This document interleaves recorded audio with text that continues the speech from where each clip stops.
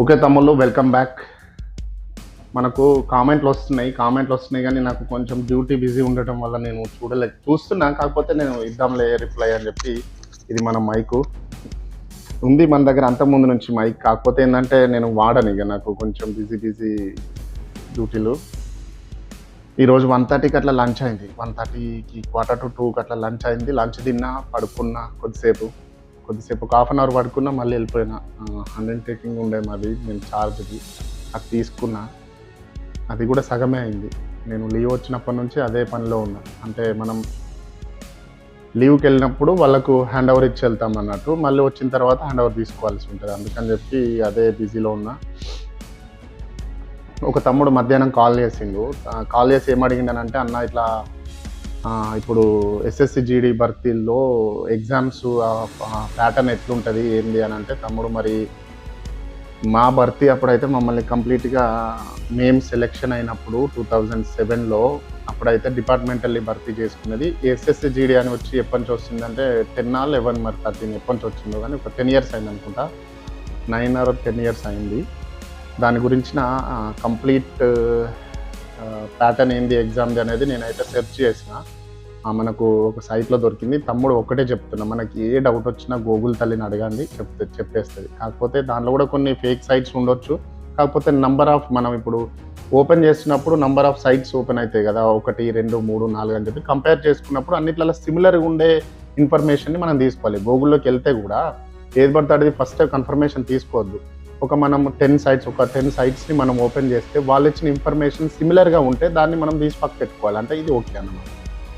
అట్లా అంటే దానిలో చూసిన ఎగ్జామ్ ప్యాటర్న్ అయితే ఈ రకంగా ఉంది, చూద్దాము. ఇంకొక తమ్ముడు ఏమడిగిండనంటే అది చూపిస్తా. ఇంకొక తమ్ముడు ఏమడిగిండు, మన వివేక్ అని, మన ఫేవరెట్ ఆడియన్, మన తమ్ముడు ఎప్పుడు మనకు కామెంట్ పెడతా ఉంటాడు. ఆయన, అన్న ఈ హాస్పిటల్స్ గురించి చెప్పండి ఒకసారి, ఆర్మీ లాగానే ఉంటుందా లేకపోతే పారామిలిటరీస్కి వేరే ఉంటుందా అని అంటే, పారామిలిటరీస్కి వేరే ఉంటుంది తమ్ముడు. ఫస్ట్ ఇది మాట్లాడుకున్న తర్వాత, నేను హాస్పిటల్స్ గురించి చెప్పిన తర్వాత అది నేను ఎగ్జామ్ సెలెక్షన్ ప్రాసెస్ ఏంది అనేది, ప్యాటర్న్ ఎట్లా ఉంటుంది అనేది నేను చూపిస్తా. ఫస్ట్ హాస్పిటలైజేషన్ ఎట్లా ఉంటుంది అని అంటే, మొన్న చెప్పిన విధంగానే బెటాలియన్లో ఒక యూనిట్లో ఒక హాస్పిటల్ ఉంటుంది. దాంట్లో ఎంబీబీఎస్ స్టాండర్డ్ డాక్టర్స్ ఉంటారు. ఎంబీబీఎస్ అంటే మనం ఇప్పుడు డాక్టర్స్ దగ్గరికి వెళ్తూ ఉంటాం కదా, హాస్పిటల్స్ స్టాబ్లిష్ చేయాలంటే ఒక స్పెసిఫిక్ డిగ్రీ ఉండాలన్నమాట, పీజీ ఉండాలి. ఇప్పుడు ఇది ఎంబీబీఎస్ డిగ్రీ, దాని తర్వాత పీజీ. ఆ పీజీ కాదు, వీళ్ళు ఎంబీబీఎస్ డాక్టర్లు ఉంటారు ఇక్కడ నార్మల్గా, ఎంఓస్, మెడికల్ ఆఫీసర్స్. బెటాలియన్లో ఉన్న ఈ క్యాండిడేట్స్ని ఎవరైతే ఉన్నారో వాళ్ళని వీళ్ళు చెకప్ చేస్తారన్నమాట. బెటాలియన్లో ఉండే మనకు మనం జాయిన్ అయిన తర్వాత మనకు సర్వీస్ బుక్ నింపుతారు. దాంట్లో మనము ఒకవేళ మనం మ్యారీడ్ అయి ఉంటే మన భార్య, ఒకవేళ పిల్లలు ఉంటే పిల్లలు, అమ్మ, నాన్న, అక్క, చెల్లె, మన మీద డిపెండ్ అయి ఉన్న ప్రతి ఒక్కరి నేమ్ కూడా దాంట్లో ఎంటర్ అయిపోతుంది సర్వీస్ బుక్లో. వాళ్ళందరూ కూడా మనం తీసుకునే ఫెసిలిటీస్కి వాళ్ళు ఎలిజిబుల్ అన్నమాట. అవును కదా. హాస్పిటల్స్ గురించి చెప్తున్నా, మిగతాది ఏదన్నా మళ్ళీ తర్వాత మాట్లాడుతుంది. ఇప్పుడు హాస్పిటల్, ఒకవేళ చెల్లెలకు, అక్కలకు పెళ్ళిళ్ళు అయిపోతే వాళ్ళు వెళ్ళిపోతారు అన్నట్టు. వాళ్ళను మనం ఈ సర్వీస్ బుక్ నుంచి రిమూవ్ చేయించాల్సి ఉంటుంది. ఓకే. ఒకవేళ మనం మ్యారీడ్ కాకపోతే అన్మ్యారీడ్ అయితే భర్తీ అవుతారు, దాదాపు అన్మ్యారీడ్ సెలెక్షన్ అవుతారు. కాబట్టి మ్యారేజ్ అయిన తర్వాత మనం మ్యారేజ్ సర్టిఫికేట్ తీసుకొని వచ్చి ఇక్కడ ఫామ్ నెంబర్ 3 అనేది ఒకటి ఉంటుంది, అది చెప్పి నింపేసి ఫోటో ప్రూఫ్స్, అవి మ్యారేజ్ సర్టిఫికేటు అవన్నీ పెట్టేసి మనం దీంట్లో ఎంటర్ చేయించుకోవాల్సి ఉంటుంది.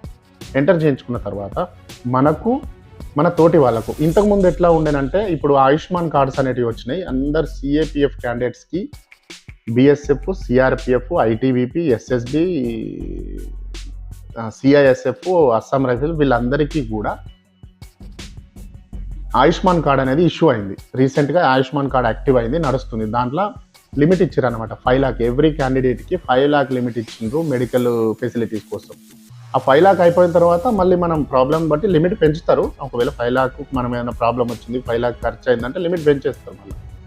అది కాదు, ఫస్ట్లో ఎట్లా ఉండే అంటే, మనకి ఏదైనా ప్రాబ్లం అయితే మనం అక్కడ నియరెస్ట్ పారామిలిటరీ ఆఫీస్ అంటే సిఏపిఎఫ్ బెటాలియన్లో డాక్టర్ దగ్గర నుంచి రెఫర్ తీసుకోవాలి. మనకి ఇప్పుడు సపోజ్కి నాకు గుండె నొప్పి వచ్చింది, నేను హాస్పిటల్కి వెళ్ళి నాకు గుండె నొప్పి వస్తుందని చెప్పి, ఈ ఐటీబీపీ అని కాదు, ఏదేని పారామిలిటరీ ఏదేని సిఏపిఎఫ్. మాకు పారామిలిటరీ అని ఎందుకు వస్తుంది అంటే మేము భర్తీ అయినప్పుడు పారామిలిటరీ ఉండేది. ఈ సిఏపిఎఫ్ అని చెప్పి ఇప్పుడు వచ్చింది.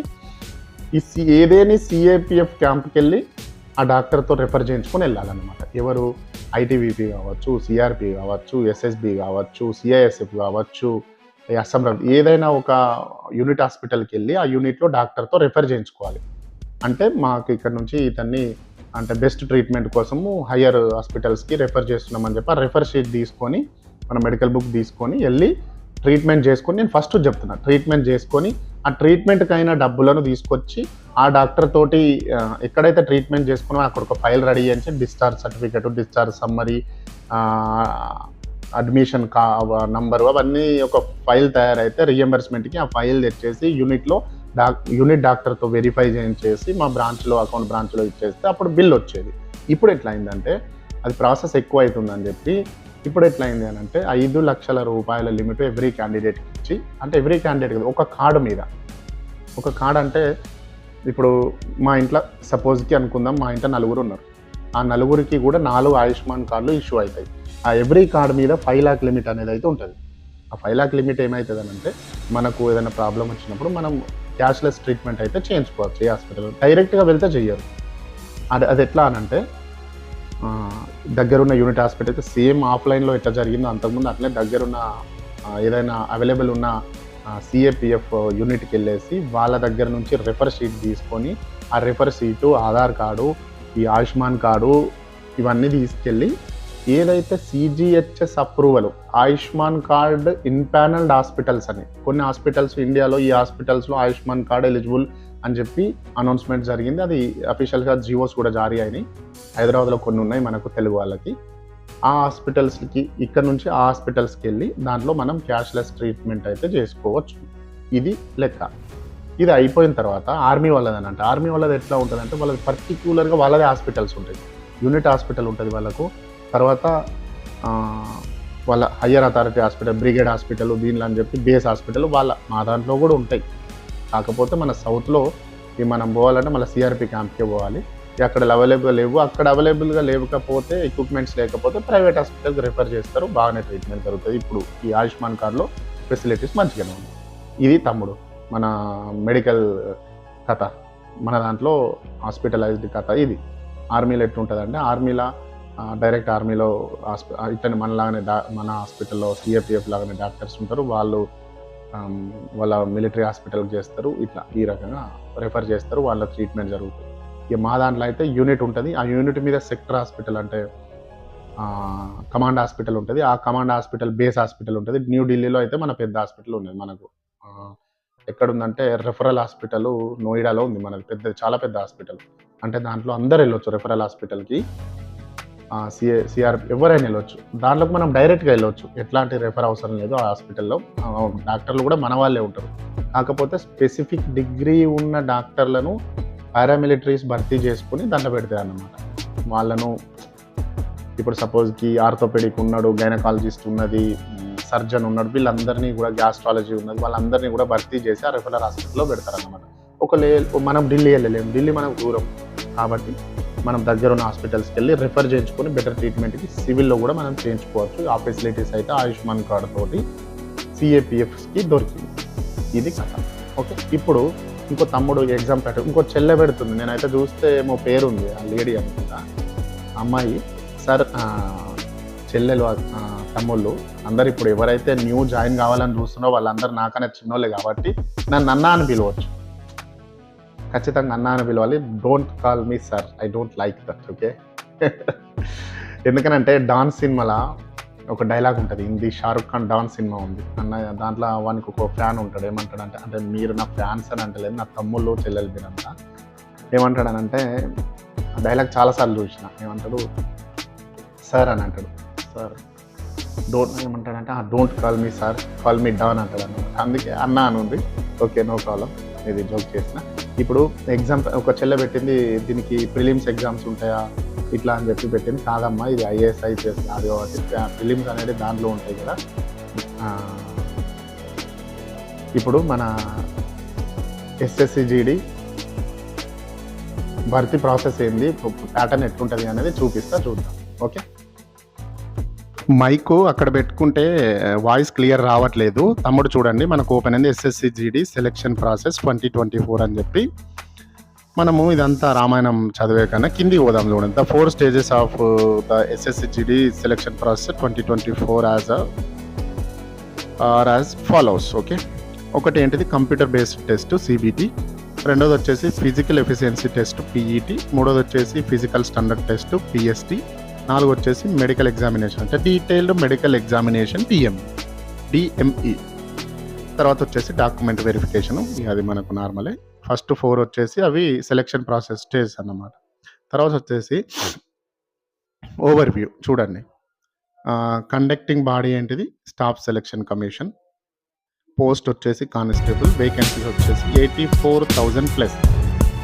Okay, exam level national level, exam mode online, అక్కడ ఇచ్చింది చూడండి సిబిటి పిఈటి పిఎస్టి, మళ్ళీ అవి medical exam DME detail medical examination. ఓకేనా, ఇక మనం మళ్ళీ ఇప్పుడు పోయి కంప్యూటర్ బేస్డ్ టెస్ట్లో మనకు సిబిటిలో ఏమేమి ఉంటాయి డీటెయిల్గా అంటే general intelligence and reasoning, elementary mathematics, English language and Hindi language. English అని ఉంటుంది లేకపోతే హిందీ అని ఉంటుంది, అక్కడ మనకు ఆప్షన్ ఇచ్చిండు. ఇక్కడనే మనం తెలుగు ఉంటుంది కావచ్చు మేబీ అని అనుకుంటున్నాం. నాలుగోది వచ్చేసి జనరల్ అవేర్నెస్. ఇక్కడ ప్రతి ఒక్క దాంట్లో 25 మార్క్స్ ఉన్నాయి ప్రతి దానికి. ఓవరాల్గా వచ్చేసి 90 మార్క్స్. ఓకే, ఇక్కడ మళ్ళీ పిఈటి టెస్ట్ ఎట్లుంటుంది, ఫిజికల్ ఎఫిషియన్సీ టెస్ట్ ఎట్లుంటుంది అని అంటే ఇక్కడ చూడండి హైటు కేటగిరీస్ ఇచ్చిండు. జనరల్ ఎస్సీ ఓబీసీకి 170, లేడీస్కి ఏమో 157. చెస్ట్ వచ్చేసి 80, 5 సెంటీమీటర్ అనేది ఎక్స్టెన్షన్ చేసినప్పుడు మనకు రావాలి. ఇక వెయిట్ అంటే హైట్ తోటి వెయిట్ ఉండాలి, 50 కిలో అయితే నార్మల్గా ఉండాలి. కొంచెం ఇక మళ్ళీ ఇవ్వాలి హైట్లో సడలింపు ఉన్నదా అంటే హైట్ సడలింపు అయితే మనకు అక్కడ ఇవ్వాలి. ఇక వచ్చేసి రేస్ చూసుకోండి. మేల్ క్యాండిడేట్స్ అయితేనేమో 5 kilometres in 24 minutes, female candidates 1.6 kilometre in 8.5 minutes, అంటే 8 నిమిషాల 50 సెకండ్ల లోపల 1600 మీటర్లు కొట్టాలన్నమాట. ఓకే ఫ్రెండ్స్, మనము రన్నింగ్లో ఈ రన్నింగ్ అనేది నేను ఫస్ట్ వస్తే నన్ను ఫస్ట్ తీసుకుంటారని చెప్పి ఒకటే అడుగుతుంది, క్వాలిఫై అవ్వాలి మనం ఈవెంట్స్లో అంటే. ఓకేనా, ఇది కథ సెలక్షన్ ప్రాసెస్. ఇట్లా అయితే ఉంటుంది సెలక్షన్ ప్రాసెస్. తెలుగు మరి మన రీజనల్ లాంగ్వేజ్లో పెడుతున్నారని చెప్పి నేను విన్నానంటే నాకు క్లారిటీగా తెలియదు. అంటే ఇంకొక నిన్న తమ్ముడితో డిస్కస్ చేస్తూ ఉంటే ఆయన అన్నాడు ఈసారి ఇట్లా అంటున్నట్టు కదా మన తెలుగులో పెడతారని చెప్పి. ఎట్లయితే హిందీ వాళ్ళకు ఇంగ్లీష్ ప్లేస్లో హిందీ ఎలా అయితే ఛాన్స్ ఇచ్చిందో అట్లనే మనకు తెలుగు కూడా ఇస్తున్నారని చెప్పి అన్నారు. కానీ క్లారిటీగా మనకు తెలియదు.